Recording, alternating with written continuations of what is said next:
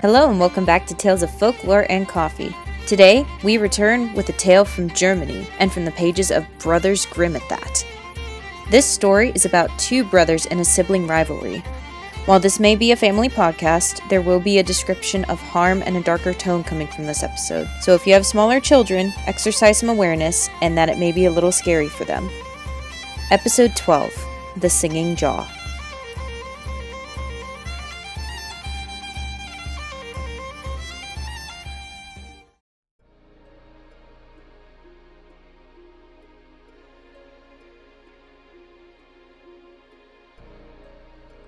The forests of Germany are known for many tales, like that one of the girl in the red hood, or that one with the three bears. Where our story starts is no different, although the forest has little to do with it. The king sat on his throne. This was the third man this week to come to him about the problem of the giant boar. As he scratched at his face, the king sighed. "Bring me the scribe," he bellowed. "A contract must be drawn up." He leaned back, thinking about the situation.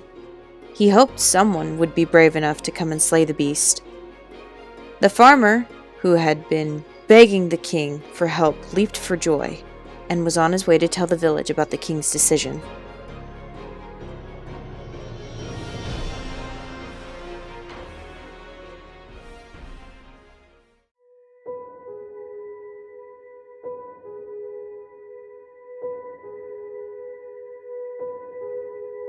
Two brothers and a father sat at their table. The small house which sat at the edge of the forest was quiet. While the men ate their tasteless stew, their mother came into the house, most joyful as she would have been if she had gotten a gift of some kind. "Look, look!" She showed her husband the paper she had in her hands. "The king is offering payment to anyone who can trap or kill the boar in the forest." Their father was interested, but waited for her to finish. "He offers a life worth of gold, as well as his daughter's hand in marriage." Both young men looked up from their plates, then looked to each other. "Don't you think we should at least try? I mean, we do have some skill of some of the other men in the village." The younger of the two, Emmett, suggested to his older brother Riker. He was quiet until he made his decision. "We'll hunt the beast for today," he said, giving his younger brother a smile. The two made out for the forest with their farm tools in one hand and their bows slung across their backs. The two young men were only a year apart and had grown up together, close and loving. With the wind being hushed by the forest's thick leaves and fauna, the two young men looked upon tracks. Large tracks. The biggest tracks Emmett had ever seen, at least. "These are boar tracks," Riker confirmed while he looked up at Emmett. The leaves rustled in the back, red eyes flicking back and forth between the two men, hot breath rising into the air like steam from a boiling pot of water. A squeal echoed through the woods, though it wasn't human.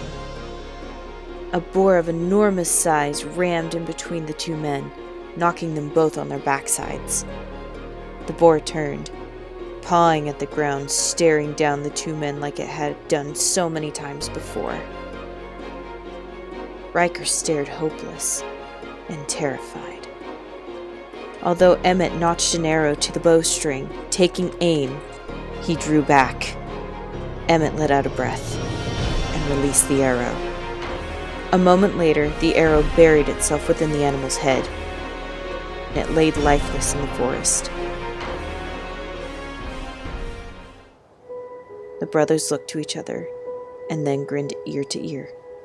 Sometime after the men had found rope from an old well that remained abandoned, they wrapped the boar and dragged it through the forest in hopes of being back before sunrise, which gave Riker time to think. Since Emmett had technically killed the boar, he had been the one to get the fortune, and the princess's hand in marriage. Riker was older, at least by a year. Shouldn't he be the one to have her hand in marriage? The thought wormed its way into his mind, thoughts of murder and malice taking his senses as he looked to his brother as they walked on, pulling the boar's body behind them.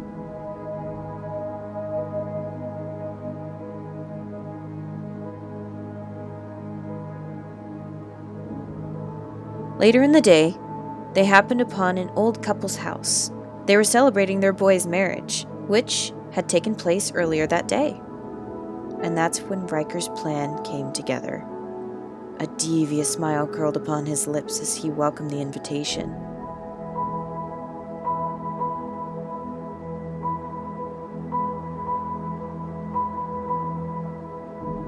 "Come, dear brother, we shall drink heartily tonight, then be on our way soon after." Emmett thought it was a great idea. Besides, he'd finished his water long ago, and he was hungry after pulling such a large kill so far. The night was long, and there were many drinks shared and drank. Emmett became heady from the alcohol as he ate to his heart's content.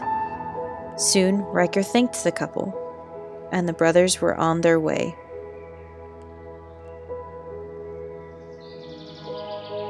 As the moon shone high over the forest, Emmett fell asleep trying to pull the animal's body, but soon found the ground was more comfortable. And as soon as the young man fell asleep, the spirit of Cain filled Riker. He picked up a stone and stood over Emmett's sleeping form.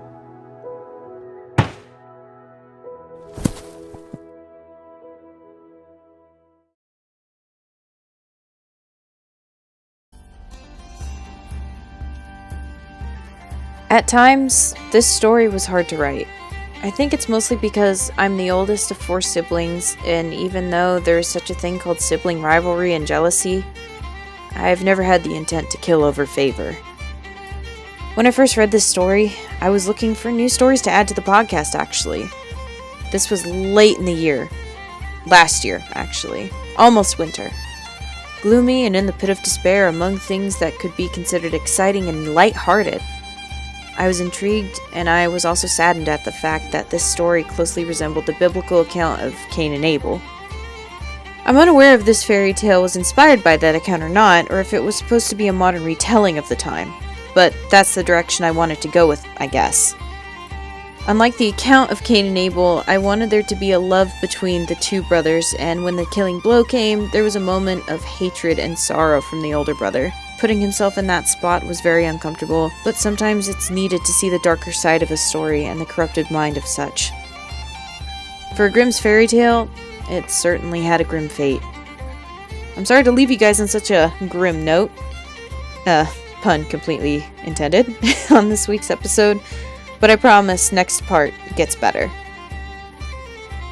Thank you for listening to my podcast. Every view and play is much appreciated. You can find this podcast on Soundcloud, Spotify, YouTube, iTunes, and now Anchor. Leave a comment or review if you love this show. It really helps. And you can also follow me on Twitter at CoffeeFolklore and Instagram at TalesOfFolklore_. If you have a question or an idea for a future podcast, you can email me at taleoffolkloreandcoffee@gmail.com. Thank you guys for listening, and I will see you guys next time. The music used in this podcast was The Ballad of Robin Hood by Logan Epic Canto, and royalty-free music found on YouTube.